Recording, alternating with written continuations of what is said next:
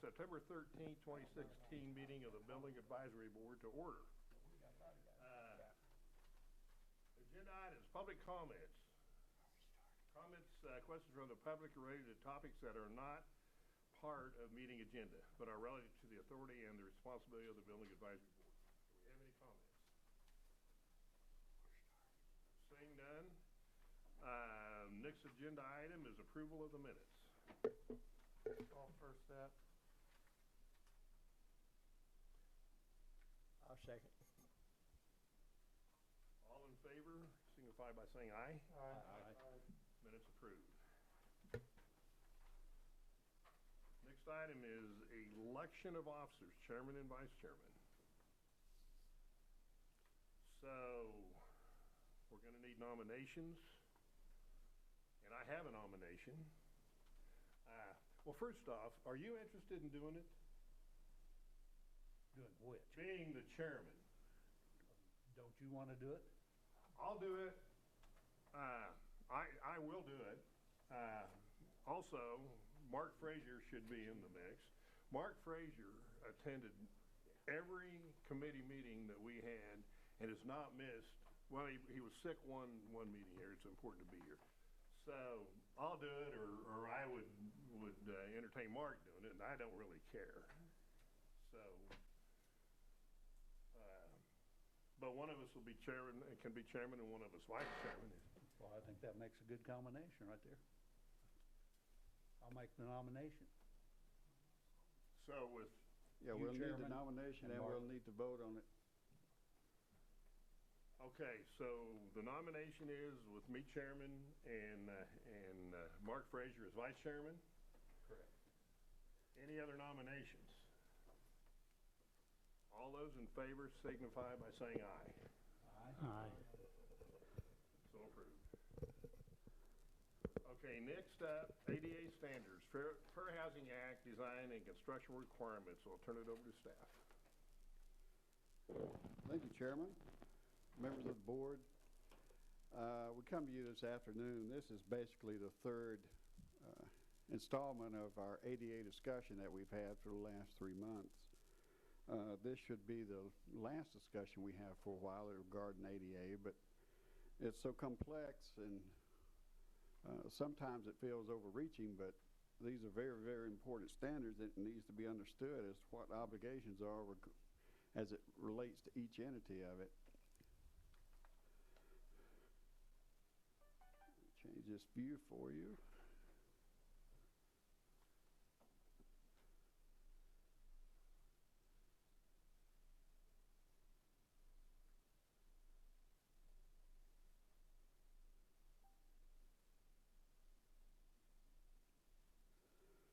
We've discussed in previous meetings not only the 2010 ADA standards for accessible design, which is the code component as it relates to most construction, and we also discussed Title II, Title III regulations, 20% rule, safe harbor, and other components up to this point today. So what is the Fair Housing Act? And what are the design and construction requirements regarding that? Fair Housing Act, as we know, is enforced, and it is an entity of the U.S. Department of Housing and Urban Development, commonly referred to as HUD. What's covered under the Fair Housing Act is covered multifamily dwellings, and which are designed, constructed. Key component here for first occupancy after March 31st, 1991. Now, buildings not considered as being designed or constructed for first occupancy if it was occupied on or before March 31st, 1991, or if the last building permit or renewal of a building permit was issued on or before June 15th, 1990. HUD clearly defines first occupancy as a building that has never been used for any purpose. And that means for any purpose whatsoever.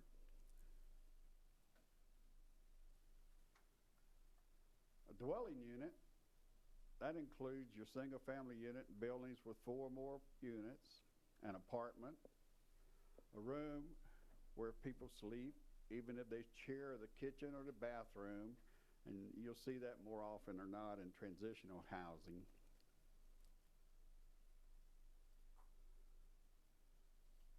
Design and construction requirements apply to all of these covered multifamily dwellings that are, and they're defined as, if they're covered multifamily dwellings, they must referring to all dwelling units in a building contains 4 or more units with an elevator. That's key, with an elevator. Now say you don't have an elevator. All ground floor units in buildings containing 4 or more units without an elevator. So if you have an elevator in your building, every dwelling unit falls under the Fair Housing Act, regardless of how many you have. Without the elevator, it's your ground floor units. This includes housing that's for rental, for sale, and it applies whether it's privately or publicly funded. So private or public, either one, the Fair Housing Act is in effect. So we're looking at multifamily dwellings here. Say, for instance, in the middle of this, or you had a common approach or common entry in, and there's an elevator to take you to each one of these floors. Each and every one of these units would fall under the Fair Housing Act. Otherwise, it would be your ground floor units. All of your ground floor units would be under the Fair Housing Act and meet the design and construction standards and obligations.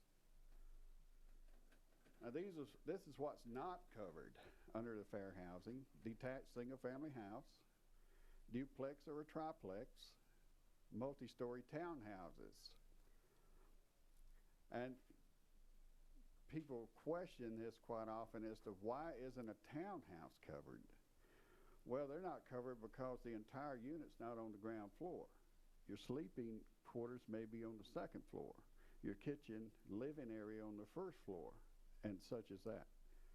Now, there is an exception to that, where multi-story and your townhomes are covered if the individual townhouse has an elevator, and if a townhouse is located in a building that has 1 or more public elevators. So if this building has elevators in it, well then it would be covered under the Fair Housing Act. If there's elevators in this building, then all your units would fall under the Fair Housing Act. Otherwise, these townhome units are not covered because not all the living area or all of the area is on the one floor.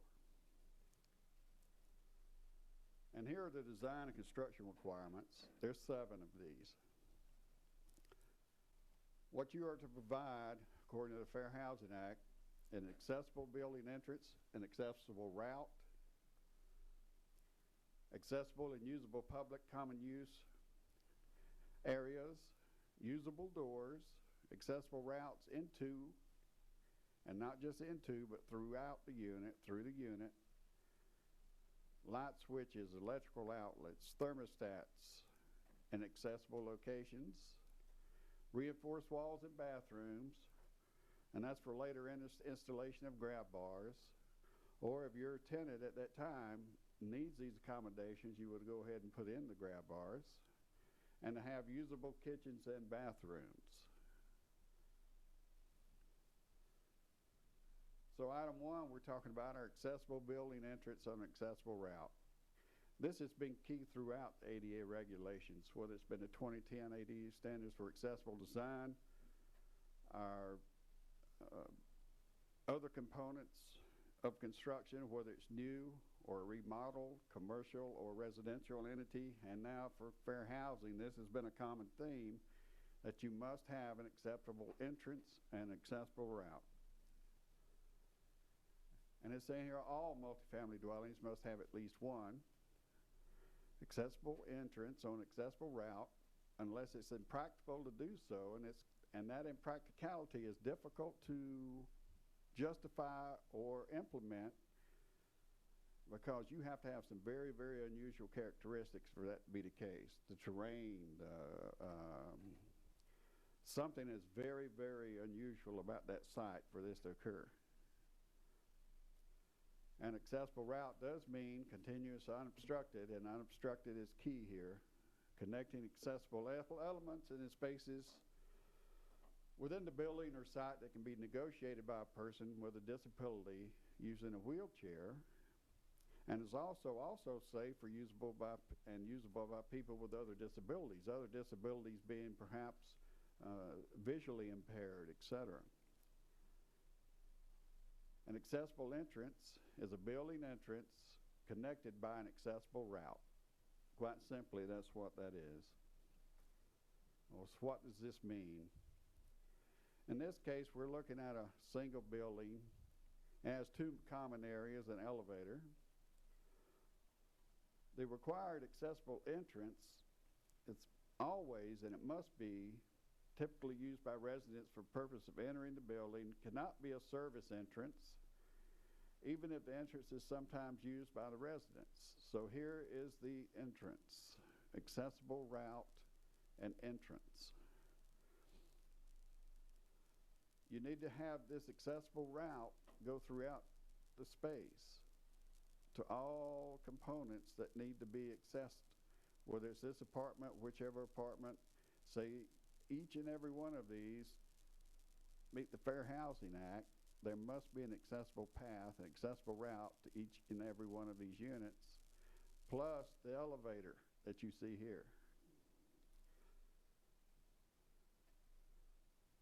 Very, very important that this is designed this way. Accessible and usable public common use areas. What's common use area? Well, that could be your playground, lobbies, recreational facilities, mail room. You know, most of these apartments have mail rooms inside now, where your mailboxes are in a secure area, where postman or whatever has to come in and actually enter this facility to put your mail into mailboxes. These areas must be accessible. Anything that's public use or considered a common area. That also means your parking lots, your storage areas, etc. Most units also come with a storage area separate in and of the apartment itself. It's an option and or is an amenity of being in the unit. There's an example of your public use areas. And again, if there's playgrounds, facilities provided, they too must be ADA standards as well. Usable doors. A usable door is quite simply a door that allows passage into the premises. And it must be wide enough to allow passage by persons using wheelchairs.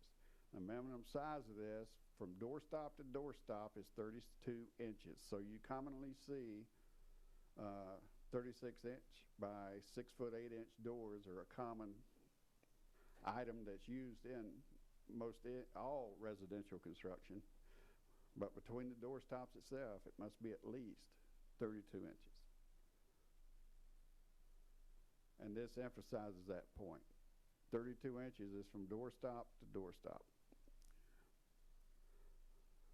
Doors from the hinge side of the door to the doorstop, whatever the case may be, it has to be 32 inches clear.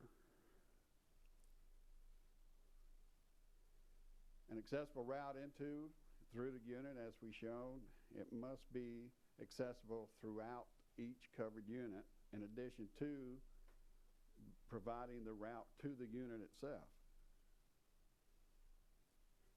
Again, we emphasize clear, unobstructed, accessible routes to each unit, along with the path to get to each one of these units. Our light switches, electrical outlets, thermostats, any environmental control must be in accessible location. They can't be standard height. They have to be accessible. And what this means is, say, for your light switches or other components, your thermostat, whatever the case may be, we're looking at 48 inches maximum to the center of those units. And again, your receptacles, they're 15 inches minimum off the floor. So it provides the reach range necessary for someone in a wheelchair or with other disabilities. Reinforced walls. These bathroom walls must be reinforced to allow the installation of grab bars whenever needed or as needed, depending on whomever the tenant may be. And this is what they mean. We're putting solid blocking. Before you drywall, before you put in your finished products in your bathrooms, make sure you put your blocking in first. That way, when you come in the future, the solid blocking is there to put any type grab bar that is necessary for the individual.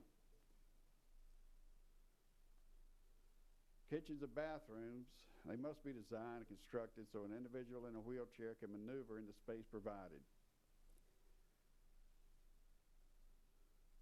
And this is what we're referring to here. Here's an example of a compliant bathroom. You have your clear space. The heights are that which is accommodating those with disabilities. Back here is the blocking where your grab bars can easily be installed. So this has been configured for either one, an individual with disability, or two, the future use of this particular apartment for someone with a disability, and easily converted thereof. Compliant kitchen space. We have to be careful of our knee spaces, toe spaces, counter heights, and this is what we're referring to. Any questions or comments on that? We went through that one fairly quickly because we've been discussing our ADA components for the last 2-3 meetings. Just be aware that if the 2010 ADA standards doesn't apply for your particular project, you can almost be assured that the Fair Housing Act will, if it's of residential nature.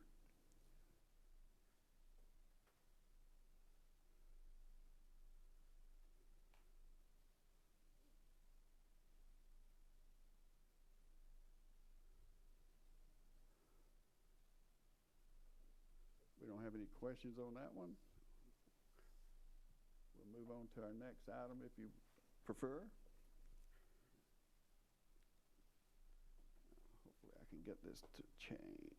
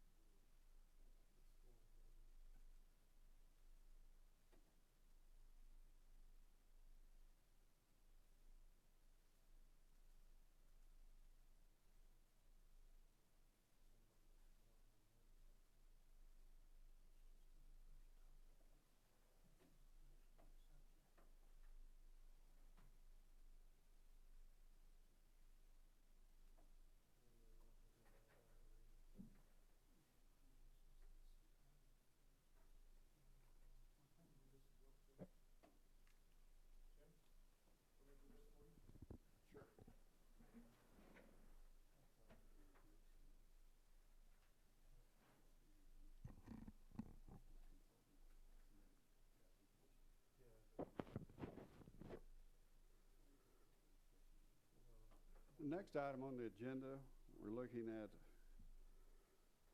as a code amendment request. This is related to irrigation backflow prevention and the licensing of lawn irrigation contractors. Now, it was brought to staff's attention that some of the irrigation backflow preventers are being installed, and they're being installed incorrectly. In addition to that, they're not being installed under the direct subcontract of a licensed plumber for these installations. Incorrect installation of these backflow preventers could result in potentially causing a hazard for the domestic water service system. Now, for this code amendment request, it's going to be specific to Section 8-192 of the Salina Municipal Code, where registration is required. This section identifies what is required for a person to have a license for them to install, repair, or otherwise perform any of these types of work. What was not included previously was irrigation installations. So all of these items are addressing where a licensed contractor is necessary to make the installation. So our request, we go to the next page, there we go, is to add item 10 under section 8-192A as follows, item 10 being lawn irrigation systems, and to add item 11 under section 8-192B to be entitled lawn irrigation systems. And by registering the lawn irrigation contractors, and subsequently we are going to require a permit for lawn irrigation, it provides a mechanism at that point that we can track and help us to assure that these backflow preventers are being installed either by or under the supervision of a licensed plumbing contractor. And the electrical components are being installed by or under the supervision of a licensed electrician. Now, as the board action on this, there is board action will be required.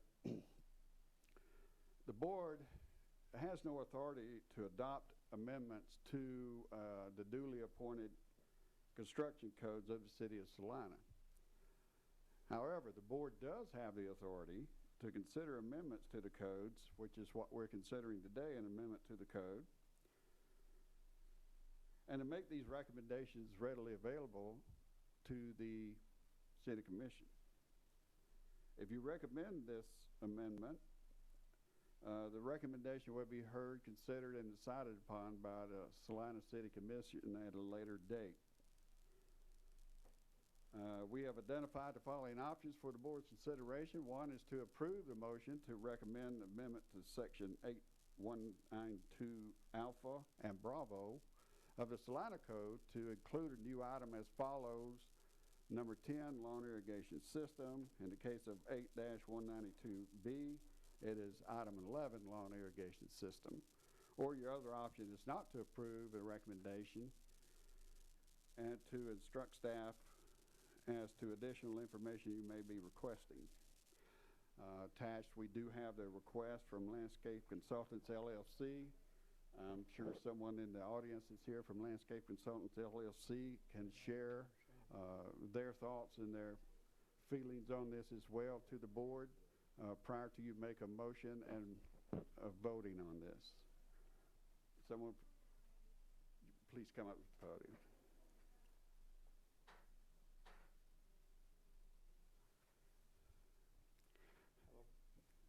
I've been noticing around town, a lot of these, are, like Jim had said, are installed incorrectly. And that tells me that it was not called in by a licensed plumber to do it. It has not been inspected by the city, which I know Dwayne Talley was big on. I'm seeing a lot of this on the newer builds. And in conjunction with that, you know, I have to sit back and turn a blind eye and inform my customer, hey, this is wrong, and it's, you could get in trouble for this.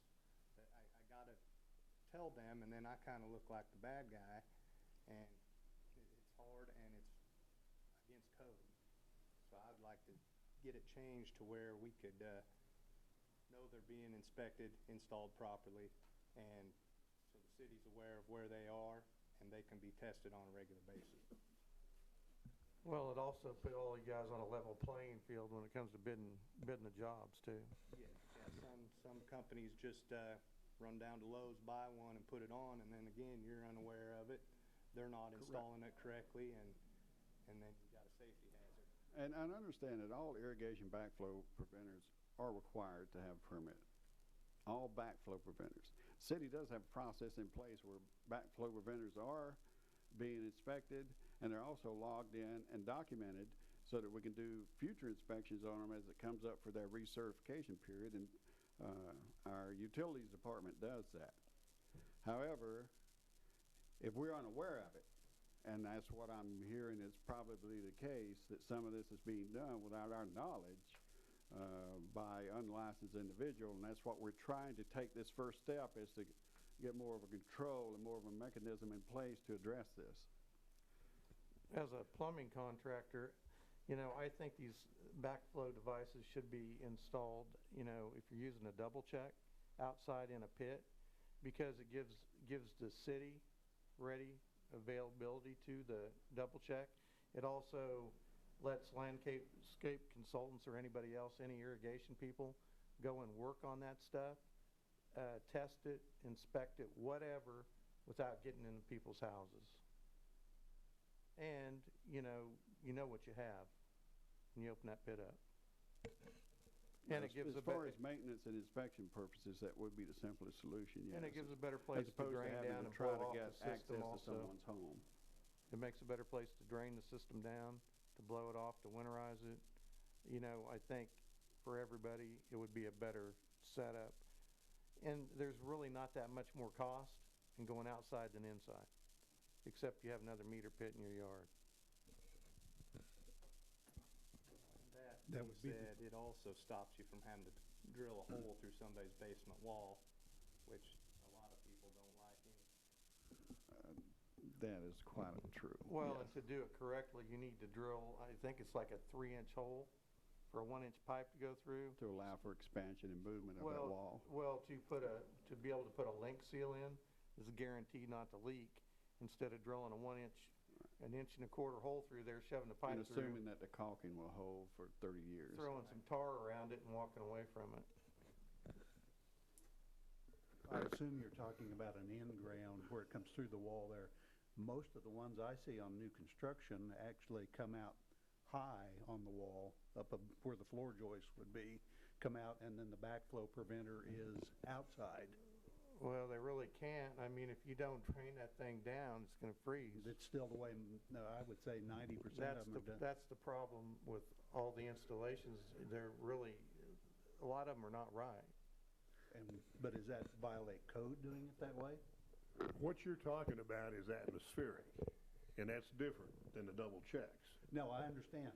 And that's what you're seeing. If they're taking it up along the wall, it's got to be, Exactly. what, a foot higher than the highest sprinkler? But does that, Correct. is the double, I have one myself, I have Me a double too. check. But, Well, I have atmospheric, but most people I do think have the single high. But for whenever I install those, I go out through the wall at least 18 inches below grade, and then come back up and install that.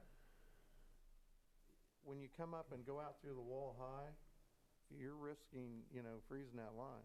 And you know how many people don't winterize their sprinklers? Oh, yeah. And they call me up and go, hey, I've got water blowing about 60 feet in the air. What's wrong? I can't believe somebody would not winterize it. So, with this, though, that's going to change the code too, by having to put the double backflow. The double check's required to be outside in a box or a pit now. If you have a double check. If you have a double check. Correct. but you're not required to have a double check. And So- and that's my doing this will question. not change that. That's my question. With that being the case, that means that the code would have to be amended. Right. If only a double check is the way that you're guiding us to go, it would require an amendment. Otherwise, any and all backflow preventers require a permit. Whether it's atmospheric, whether it's double check, whatever the case may be. When we have knowledge of it, it is inspected as to which device was utilized. If we go with double check only, well, then we'll have to look at amending the code even further than what we already have. And understand that this has already been provided and presented to the City Commission for first reading, and the code adoption during all our subcommittees and all our meetings has already been approved on first reading, and we're waiting on second reading. So something to consider. So is that something that, obviously we have to, we wouldn't be voting on it today to amend this second. We've got one vote on the table now that has to be voted on, and then this other one would have to be at the next meeting, or would we tackle that today? Or it could be tackled at a separate issue, but it would be later on after the second reading. Once the code is adopted, officially adopted upon second reading, we could wait after the fact and then bring this item back as an amendment to the code body without delaying the code adoption process that we have ongoing right now. Okay. Let me understand what we're doing. Are we eliminating atmospheric? Is that what we're talking about doing? Potentially. Huh? Well, Potentially, yes. But that's in the future, But that's, I mean, No. if it happens. No, If. that's not what I was talking about. I'm saying anytime a double check is installed, instead of installing it in the house, an atmospheric goes outside. Well, that won't require a code change. no. Right. No. right. Only the Not at all. double check would have to go into a pit outside. Which is current code. In the lawn, which is not a current code. You can put them in the house. Oh, you can. Yes. Right, but it's hard to keep track of them, it's hard to test them, it's hard to inspect them. An atmospheric, it's outside, it can be tested and inspected. I'm not saying you can't use them. All I'm saying is the ones that people are putting inside need to be outside in a pit. I wasn't aware that people were putting them inside. so. It can be done, yes. Doesn't this take a little bit more studying to do? I mean, because there's 3 items now. You know, the atmosphere, I mean, the one that backflows inside, the atmospheric's outside, and then the double checks in the pit. I think Mark just indicated atmospherics off the table. It's gonna be just like Right, the it's code just says. Yeah, it's just a double check. Where are we going to put our double check for these irrigation systems? move It's going to be them outside. outside only, or will they be allowed to be installed inside as well? Which that's the case now. They can be installed It's inside. no different than when the city had their meters inside, Right. and all you had to do was take a jumper, pop the meter out, stick a jumper in there, and have free water for the month. I mean, there's no way to keep track of them when they're inside a house.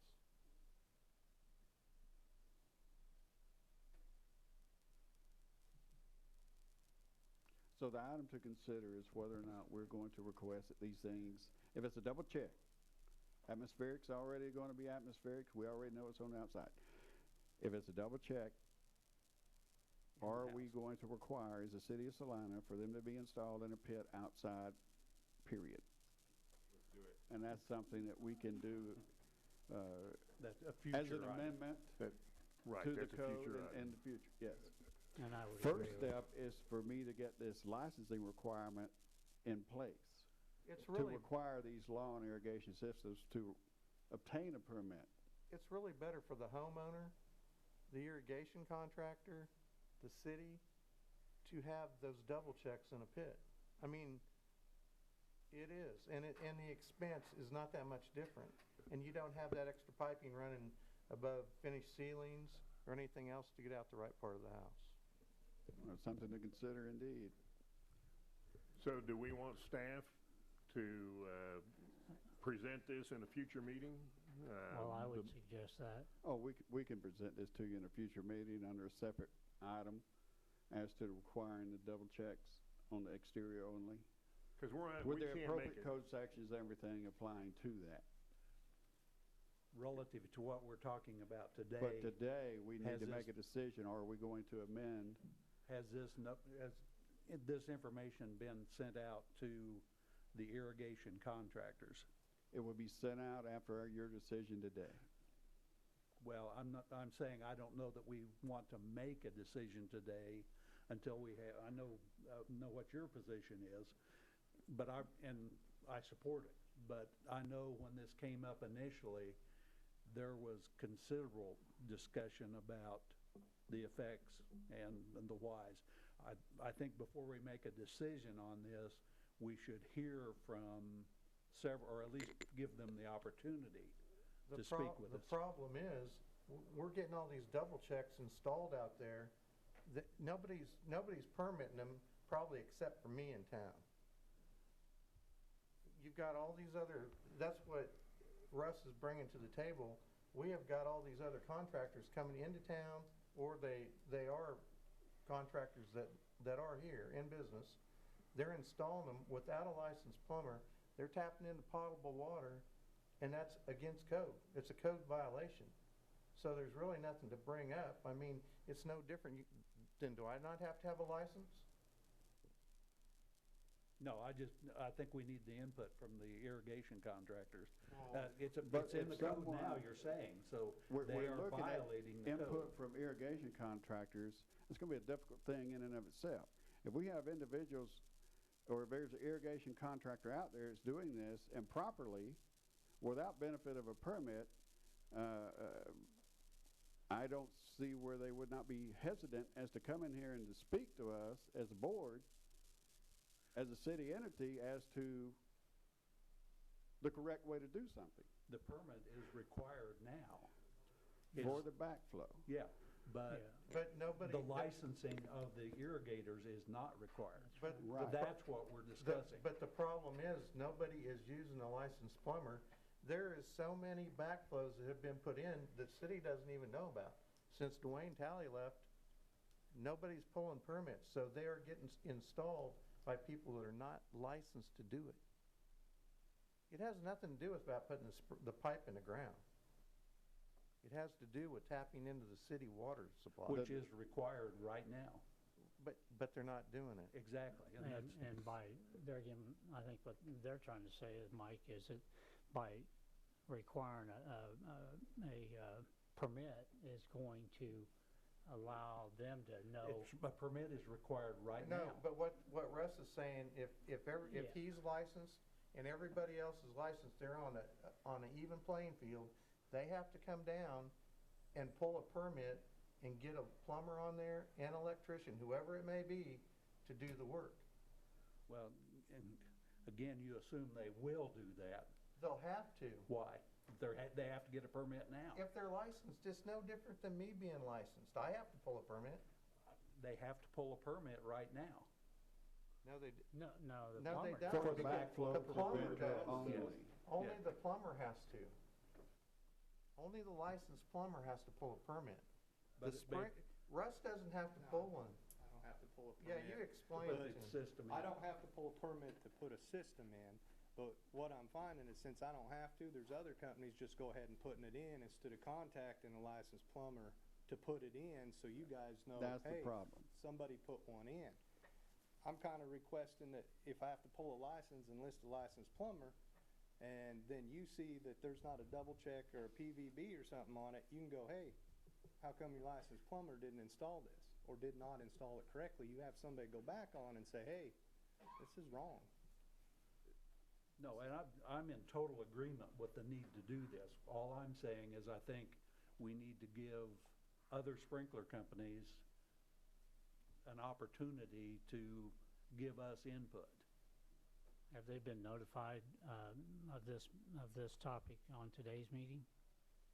I've not individually contacted any lawn irrigation company other than having the request from a lawn irrigation company making this request.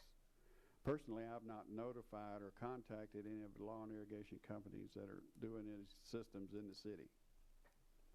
Well, I don't have a problem with voting on it today because I think it's a simple fix for a complicated And by not and having dangerous. this as a licensed item, I don't know how many lawn irrigation companies are out there doing this.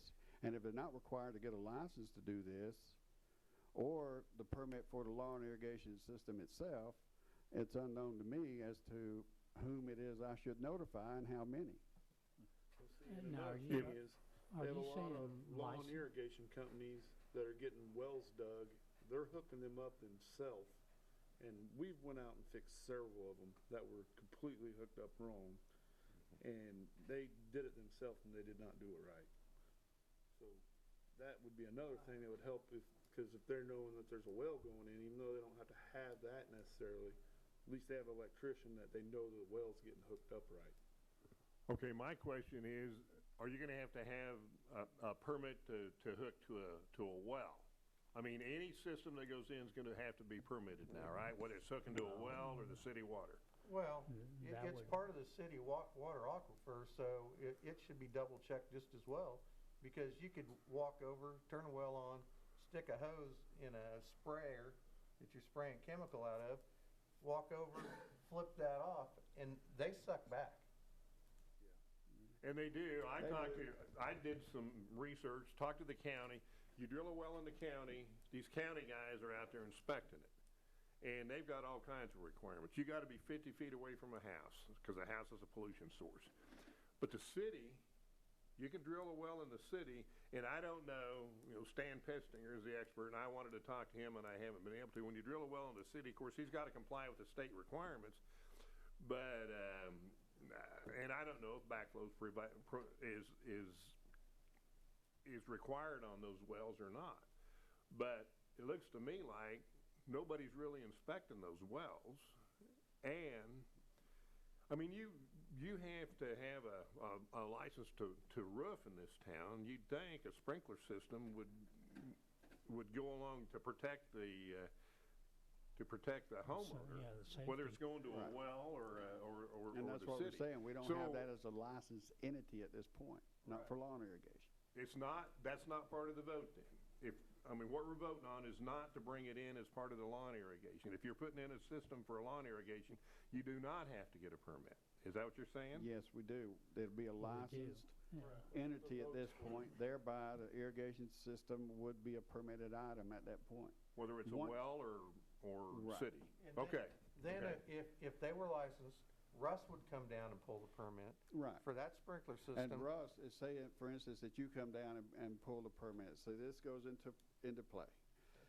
You come in and get your permit. What you're gonna do on your permit application is you're gonna identify the plumber.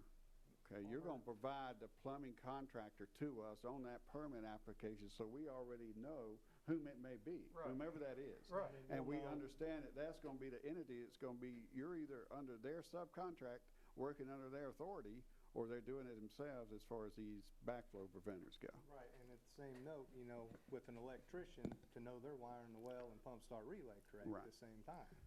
That way, Or if I providing hire Mark, power he's gonna be for a down to low pull a voltage permit for the- irrigation system, but providing that power outlet wherever it may be for that system.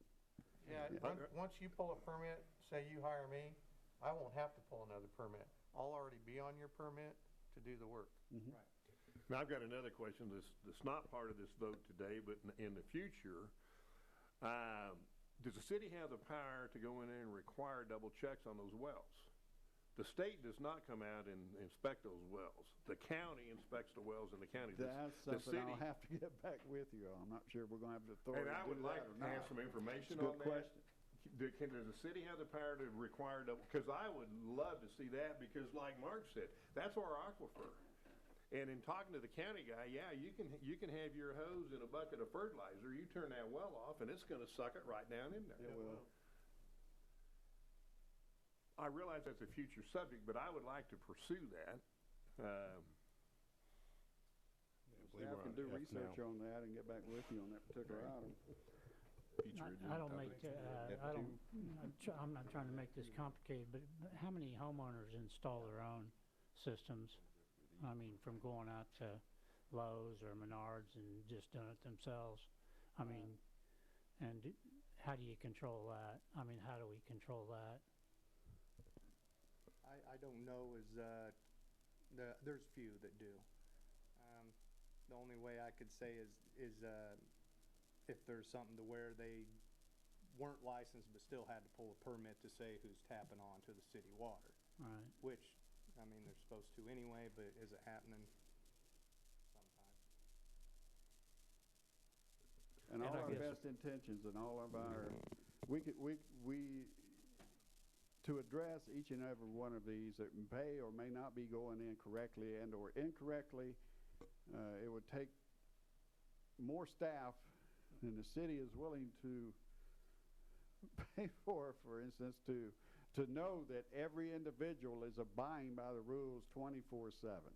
Well, You the know, thing- if a homeowner's doing this on the weekend and we have no knowledge of it, you know, it's impossible to fully address everything that Yeah. goes on. Well, it wouldn't So, be any different than them sticking in a water heater or whatever. Your average Right, everyday, without our knowledge. your Right. average homeowner is not gonna be tapping into the city water. No, I don't see the average homeowner doing that too often.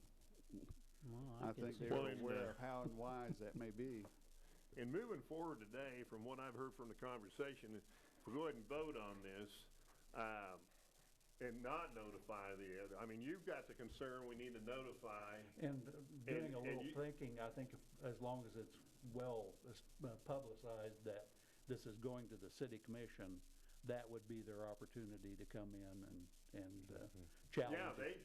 I mean, it's not a done deal just because Yeah, we vote on it. Exactly, I was doing a little thinking on that. and Okay. I think that would give the opportunity for them to, and I just remember when because this came up when we passed the licensing, and it was about a 3-meeting ordeal and I wasn't a participant, I just was in the audience. But I don't think there's any sprinkler guys that are licensed right now. No, I don't think so either. And that was the discussion then, They didn't wanna be whether to licensed. license them or not. But I think, that's the only way that you can control this. Right. So are we ready to vote on this? Well, I'd make a motion to approve the motion of licensing and the sprinkler system contractors, if that's suffice in how it's put.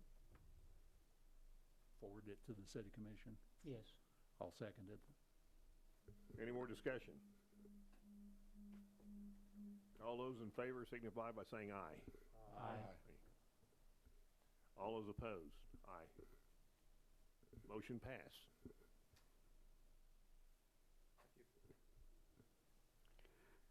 Next item, other business.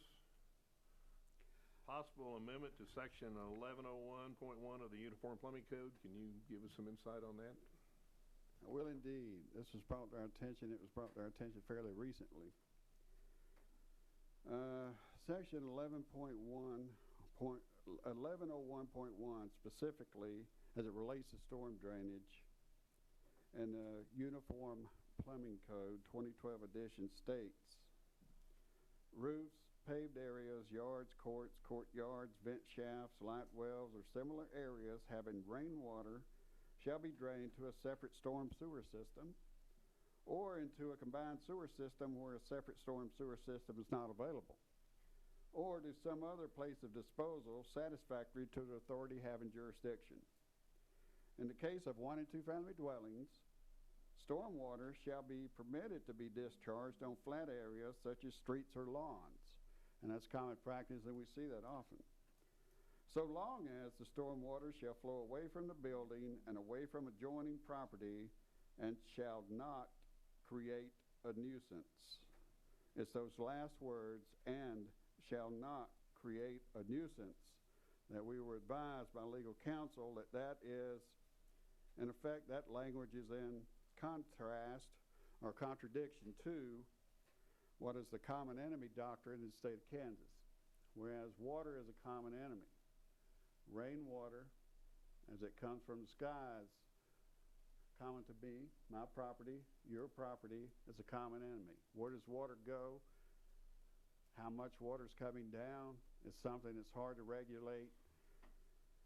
And the common enemy doctrine rule, it holds that since surface water is a common enemy to landowners, each landowner has the right to alter the drainage pattern of his land. Now, for example, that means build a berm or a channel, whatever, without regard for the effects on neighboring parcels. Now, typically, where some of the difficulty lies, if you're an upper landowner and you build and you capture your surface water, say you use rain barrels, berms, whatever, and the lower landowners, they don't have a cause of action regarding that because you've built some type of device, you've got rain barrels, you've got a berm, you've got something that's containing the water on your property,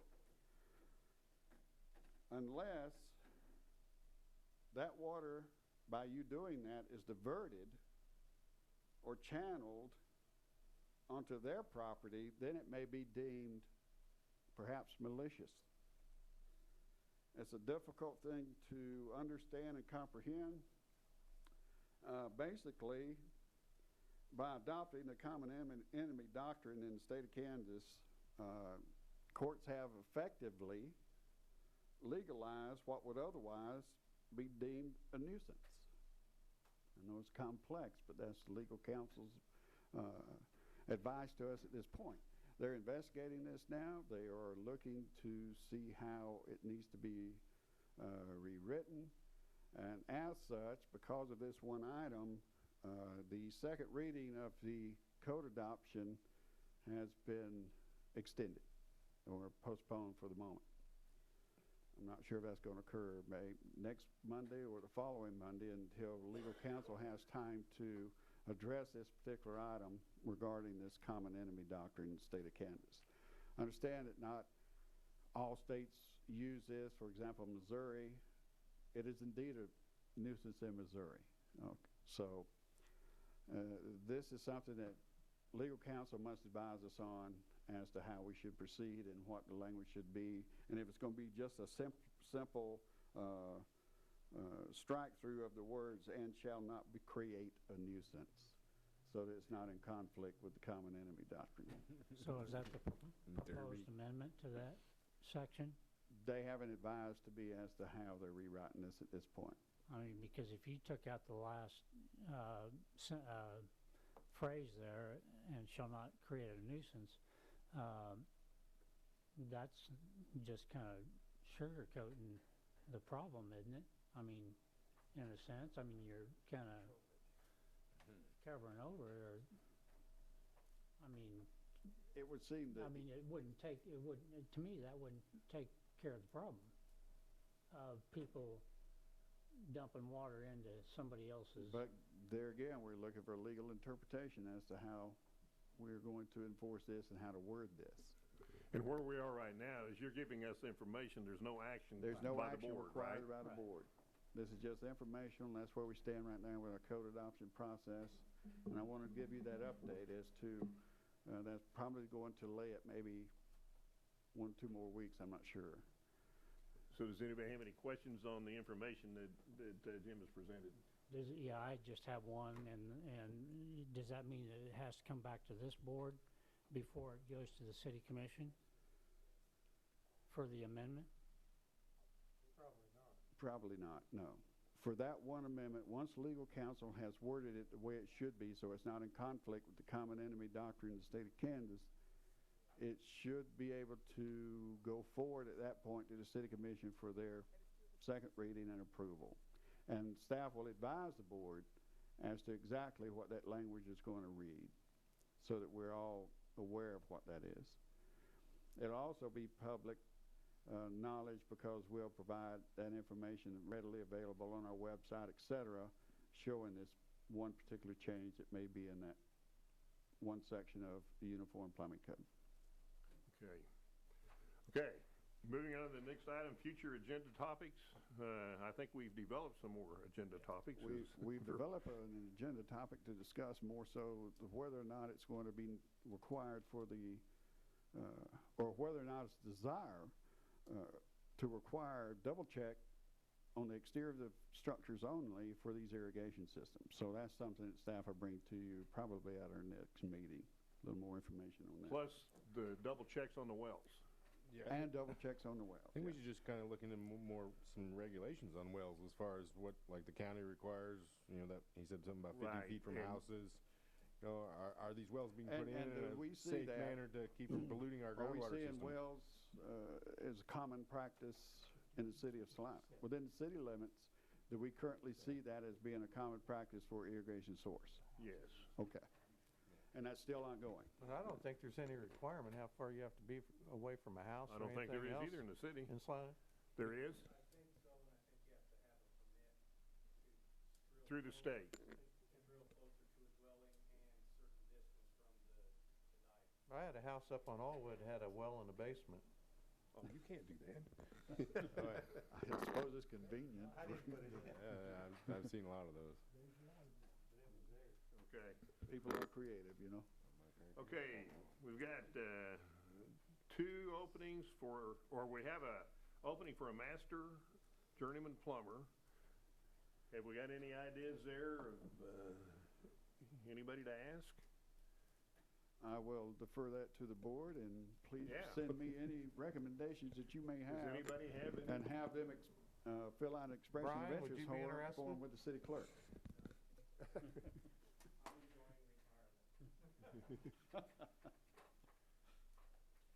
Well, okay, I guess the assignment is somebody come up with a name, somebody'd be willing to do this. And then we have, 2 youth members still open, which has been open ever since I've been on the board. Okay, any other, items? I think we're done. That's all staff has. No, the only question I had, maybe it was already talked about, was how did the meeting go yesterday with the city commission? I mean, did they vote on that yesterday? I was not at the city commission meeting yesterday. Okay, so when was the first, What topic are you talking about? about the code? The building reading. codes were That delayed first reading because was of, the meeting before that. Okay, Right. yeah, that's what I mean. So it's been, actually, 2 weeks ago was first reading. Okay. Do So, I need a motion to adjourn or just adjourn? I would entertain a motion to adjourn. so moved. I'll second that. All those in favor? Aye. Meeting adjourned. 5 o'clock.